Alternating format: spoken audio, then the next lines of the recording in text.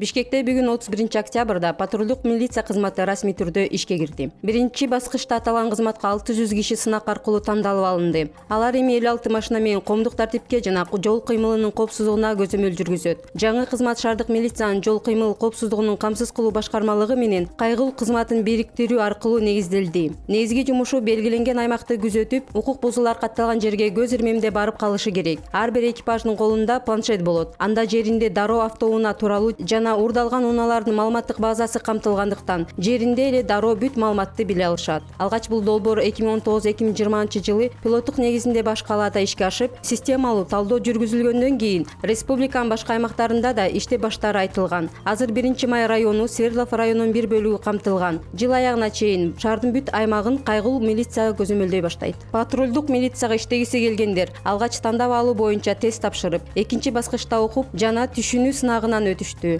Андан соң ден соолугу текшерилип, физикалык жактан даярдыгы каралды. Бишкекте ушул эле күнү командалык борбор да иштеп баштады. Анын алкагында шаарга адамдын жүзүн тааный турган 60 видеокамера орнотулду. Аталган борбордун максаты кылмыш болгон жерге ыкчам чыгуу, коомдук коопсуздукту, жол коопсуздугун камсыздоо.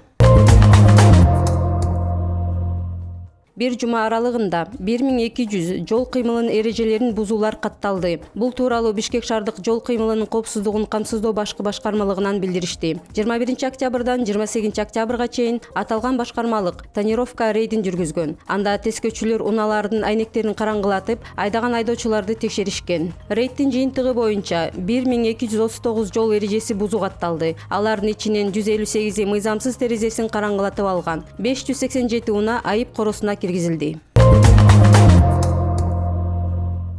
Каракөл шаардык сотунун судьясы жана Каракөл шаарынын ички иштер башкармалыгынын кызматкери пара алуу учурунда кармалды. Бул тууралуу УКМКнын коррупцияга каршы күрөшүү кызматынын басма сөз кызматы кабарлады. Маалыматка ылайык, 2010 жылдын 1-октябрында Кыргыз Республикасынын ички иштер башкармалыгынын ички иликтөө кызматына Каракөл шаарынын ички иштер башкармалыгынын кызматкери Каракөл шаардык соту менен бирликте кылмыш ишинин 10 өкүм чыгаруусу үчүн 100 000 сом пара талап кылып жаткандыгы тууралуу жаран кайрылган. Сотко чейинки өндүрүштүн материалдары Кыргыз Республикасынын улуттук коопсуздук мамлекеттик кызматынын башкы тергөө башкармалыгы тарабынан Кыргыз Республикасынын кылмыш жаза кодексинин 326-беренесинин 2-бөлүгүнүн 2-пункту боюнча кылмыштардын жана жоруктардын бирдиктүү реестрине катталды. 2010 жылдын 30 октябрында Каракөл шаарында өткөн ыкчам тергөө иш-чаранын жүрүшүндө талап кылынган паранын 1/20 20 000 сом акча каражатын алууда Каракөл шаардык соту жана Каракөл шаарынын ички иштер башкармалыгынын башчысынын орун басары, милициянын капитаны кармалды.